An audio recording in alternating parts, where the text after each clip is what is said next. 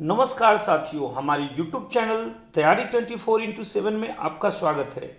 आज का जो वीडियो है वो इतिहास का महत्वपूर्ण वीडियो है और इस वीडियो में आप देखेंगे कि गवर्नर जनरल और भारत के जो वायसराय यानी गवर्नर जनरल और वायसराय जो भारत के थे उन्होंने कौन कौन से महत्वपूर्ण कार्य किए हैं। उसके बाद इस गवर्नर जनरल का टॉपिक का एक वीडियो में पहले पार्ट 1 जो है उसको डाल चुका हूं। जो बचे हुए महत्वपूर्ण कार्य वाले जो गवर्नर जनरल थे उनको मैं यहाँ पे इस वीडियो में डाला हूँ। 20 क्वेश्चन के माध्यम से मैं यहाँ पे इसको डाला हूँ। तो चलते हैं, आज के सेशन की शुरुआत करते हैं और बढ़ते हैं अपने पहले प्रश्न की ओर। हमारा आज का जो पहला प्रश्न है वो है कि निम्नलिखित में से किसे भारत में स्थानीय स्वायत्त शासन का जनक माना जाता है।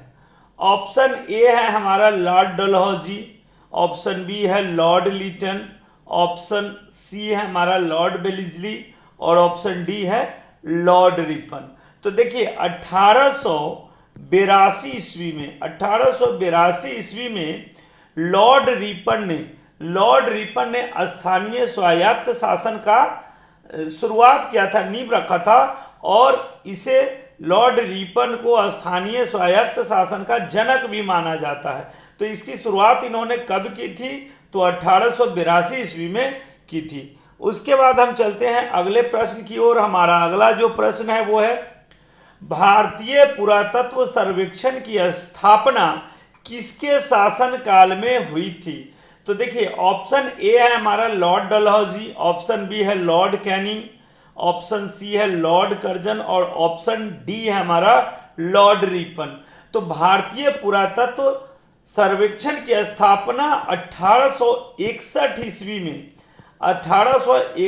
ईस्वी में लॉर्ड कैनिंग के शासनकाल में ये हुई थी। ठीक है, तो उसके बाद हम चलते हैं अपने अगले प्रश्न की ओर। हमारा अगला जो प्रश्न है वो है प्राचीन स्मारक संरक्षण एक्ट किस गवर्नर जनरल के कार्यकाल में पारित हुआ था?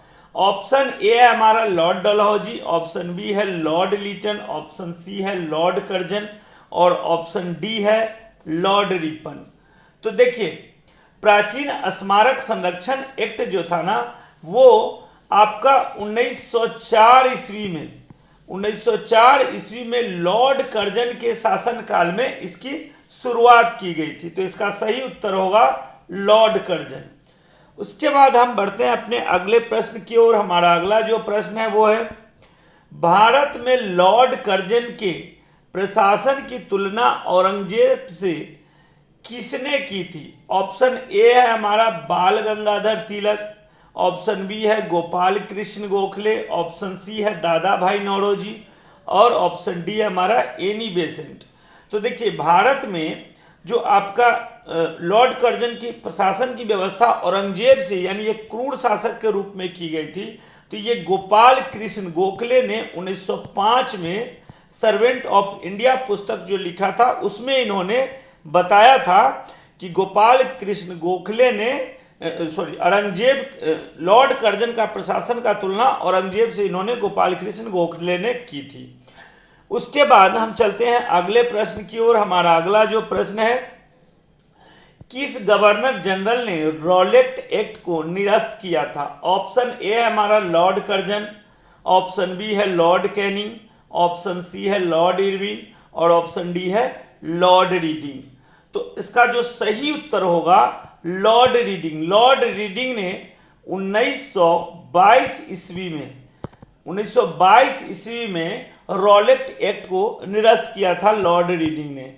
उसके बाद बढ़ते हैं हम अपने अगले प्रश्न की ओर। हमारा अगला प्रश्न जो है वो है निम्नलिखित में से कौन भारत का एकमात्र यहूदी वायसराय था? यानी भारत में जितने भी अब तक गवर्नर जनरल बने थे या वायसराय बने थे उनमें से एकमात्र ही यहूदी वायसराय था, बाद बाकी जितने भी थे लोग क्रिश्चियन थे, है ना।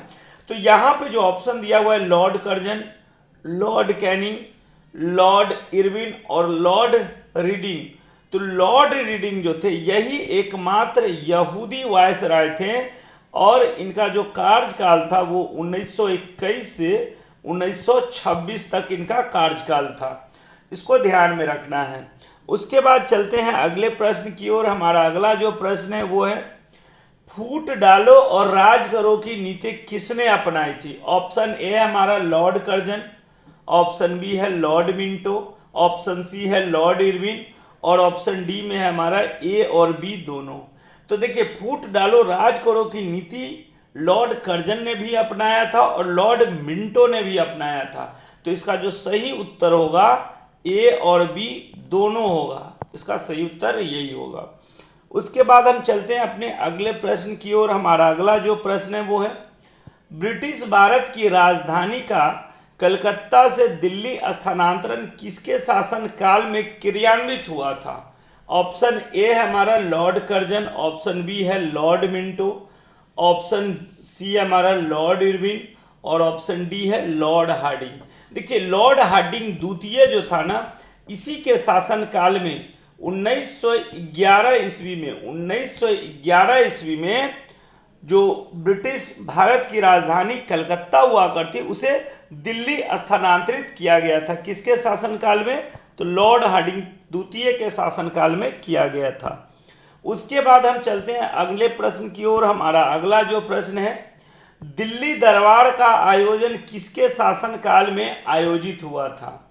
तो दिल्ली दरबार का आयोजन जो हुआ था वो किसके शासनकाल में? ऑप्शन है लॉर्ड कर्जन, बी में है लॉर्ड मिंटो, सी में है लॉर्ड इरविन और डी में है आपका लॉर्ड हार्डिंग द्वितीय, वही द्वितीय जो था।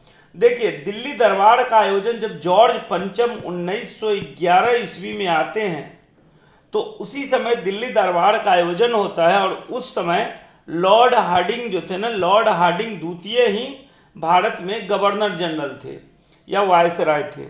उसके बाद हम चलते हैं अगले प्रश्न की ओर। हमारा अगला जो प्रश्न है वो है इल्बर्ट बिल किसके शासन काल में पारित किया गया था? ऑप्शन ए है हमारा Lord Curzon, Lord Minto, Lord Ripon, Lord Hardinge. तो देखिए, इल्बर्ट जो बिल था, यह तो आप पहले ये समझिए कि इल्बर्ट बिल था क्या।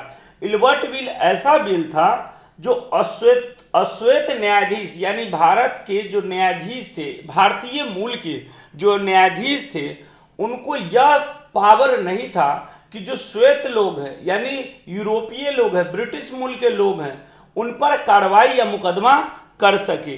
तो यही इल्बर्ट बिल जो था, जो 1883 ईस्वी में आया था, इसी बिल के अंतर्गत लॉर्ड रिपन ने एक कानून पास किया था कि इस कानून के माध्यम से जो अश्वेत न्यायाधीश यानी भारतीय मूल के जो न्यायाधीश हैं, वो भी अब श्वेत लोग यानी जो यूरोपीय लोग हैं उन लोगों पर क्या करेंगे, अब मुकदमा दायर करने का उनको अधिकार दिया गया है। यही था इल्बर्ट बिल और बाद में इस बिल पर बहुत समझिए तो इतना हंगामा खड़ा हुआ था कि कुछ कहने लायक नहीं।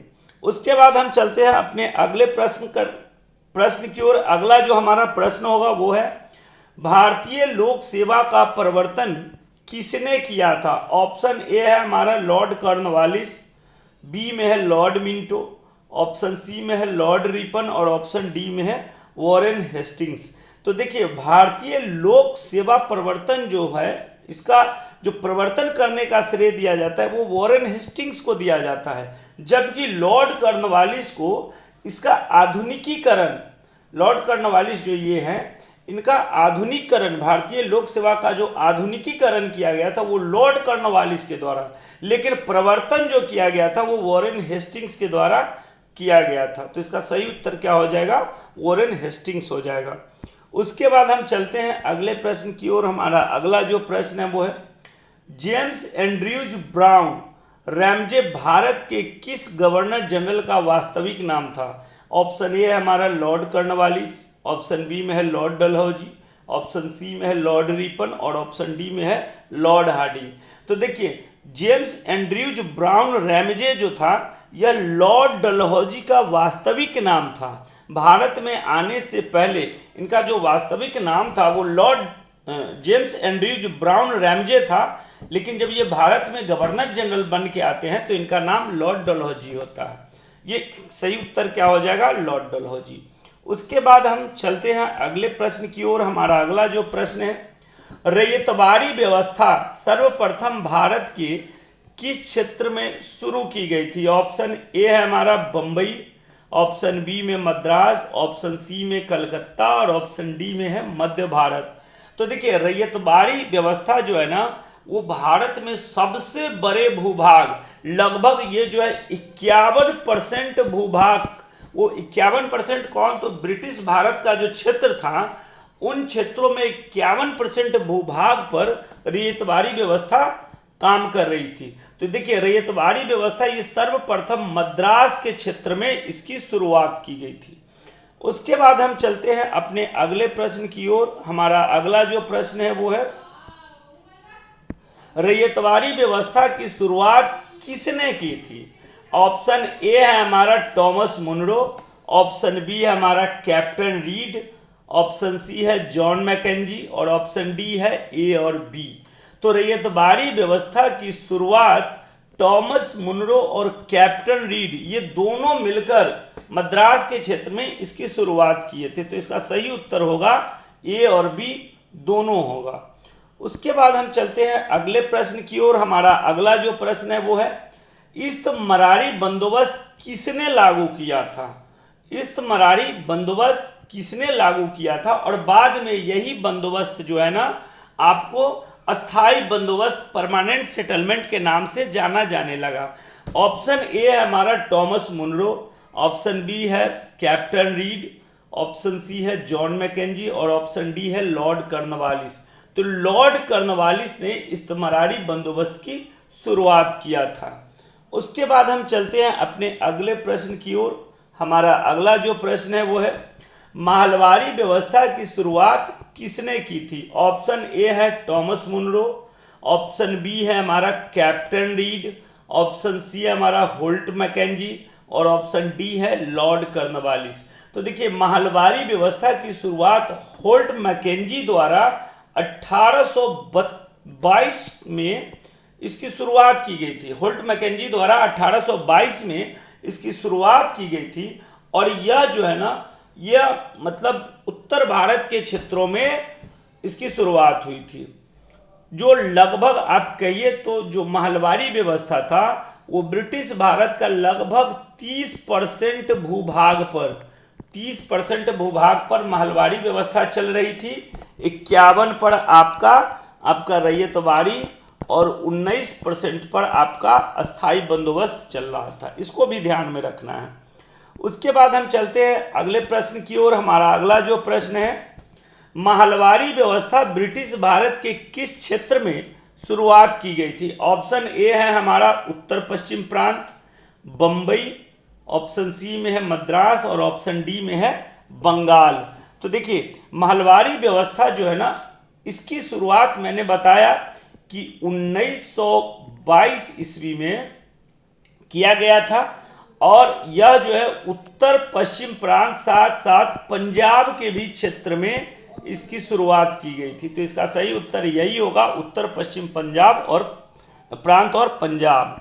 उसके बाद हम चलते हैं अगले प्रश्न की ओर। हमारा अगला जो प्रश्न है अंग्रेजों के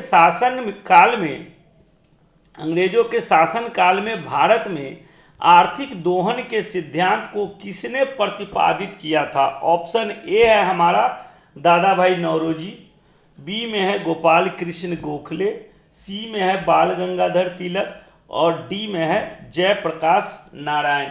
तो देखिए, अंग्रेजों के शासन काल में जो भारत में आर्थिक दोहन का सिद्धांत दिया था, ये दादा भाई नौरोजी ने दिया था। ठीक है, इसका सही उत्तर क्या हो जाएगा? दादा भाई नौरोजी हो जाएगा। उसके बाद हम चलते हैं अगले प्रश्न की ओर। हमारा अगला जो प्रश्न है, निम्नलिखित में से किस पर राजद्रोह का आरोप लगाकर मांडले जेल में रखा गया था। यानी ये चारों ऑप्शन में से ऐसे कौन से व्यक्ति थे जिन पर राजद्रोह का आरोप लगाकर मांडले जेल में इन्हें रखा गया था? दादा भाई नेहरूजी ऑप्शन ए में है, ऑप्शन बी में है गोपाल कृष्ण गोखले, ऑप्शन सी में है बाल गंगाधर तिलक और ऑप्शन डी में हमारा जयप्रकाश नारायण। तो देखिए क्या हुआ था कि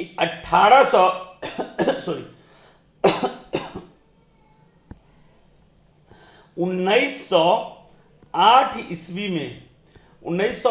ईस्वी में बाल गंगाधर तिलक के ऊपर राजद्रोह का मुकदमा दर्ज करके उन्हें मांडले जेल भेजा गया था 6 वर्ष के लिए। इसको ध्यान में रखिएगा, 6 वर्ष के लिए इन्हें मांडले जेल में भेजा गया था। और उसी समय उनके जो सहयोगी थे आपका बिपिन चंद्र पाल जो थे, यह भी क्वेश्चन कभी कभी पूछा जाता है कि बिपिन चंद्र पाल जो थे उन्होंने राजनीति जीवन से संन्यास ले लिया था। जब बाल गंगाधर तिलक को मांडले जेल भेजा गया था 1908 ईस्वी में राजद्रोह का मुकदमा लगाकर, तो बिपिन चंद्र पाल ने क्या किया था, राजनीति से संन्यास ले लिया था। तो इसका सही उत्तर क्या हो जाएगा, बाल गंगाधर तिलक। बाल गंगाधर जो तिलक थे इन पर राजद्रोह का आरोप लगाकर बर्मा के मांडले जेल में, ये मांडले जेल कहाँ है तो ये बर्मा में है, बर्मा के मांडले जेल में 1908 ईस्वी में 6 वर्ष के लिए इन्हें कारावास की सजा दी गई थी। उसके बाद हम चलते हैं हम अपने आज के अंतिम प्रश्न की ओर। हमारा आज का जो अंतिम प्रश्न है, आजाद दस्ता की शुरुआत किसने की थी? ऑप्शन ए है हमारा दादा भाई नेहरूजी, ऑप्शन बी में है गोपाल कृष्ण गोखले, ऑप्शन सी में है बाल गंगाधर तिलक और ऑप्शन डी में है जयप्रकाश नारायण। तो देखिए आजाद दस्ता की जो शुरुआत हुई थी वो 1942 ईस्वी में भारत छोड़ो आंदोलन के समय जयप्रकाश नारायण ने नेपाल के राजविलास जंगल से इन्होंने आजाद दस्ता की शुरुआत की थी। और आजाद दस्ता एक तरीके से गुरिल्ला वॉर करने वाला यह दस्ता था। तो इसका सही उत्तर क्या हो जाएगा, जयप्रकाश नारायण द्वारा आजाद दस्ता की शुरुआत 1942 ईस्वी में भारत छोड़ो आंदोलन के दौरान नेपाल के राजविलास जंगलों से किया गया था। उसमें इनका साथ राम मनोहर लोहिया भी दिए थे। तो ये था हमारा आज का 20 क्वेश्चन। आप 20 क्वेश्चन जो देखे होंगे उसमें से लगभग क्या सभी क्वेश्चन जो है ना एग्जाम के लिए बहुत महत्वपूर्ण है। और मैं कहता हूं एक एक क्वेश्चन को आप बिल्कुल रट जाइए। इनसे जो रिलेटेड जो मैं एक्सप्लेनेशन बताता हूं उसको भी रटिए। आपके लिए एग्ज़ाम में यह रामबाण साबित होगा। वीडियो पसंद आए तो हमारे वीडियो को लाइक शेयर सब्सक्राइब ना करना भूले। साथ ही साथ इस वीडियो का लिंक अपने दोस्तों में ग्रुप में जितना ज़्यादा से ज़्यादा फैला सकिए, ये मेरा आपसे रिक्वेस्ट है। क्योंकि जितने लोगों तक यह वीडियो पहुंचेगा उतने लोग इसका लाभ उठा सकते हैं। तो आज के लिए इतना ही। स्वस्थ रहिए, मस्त रहिए और लगातार पढ़ते रहिए। धन्यवाद।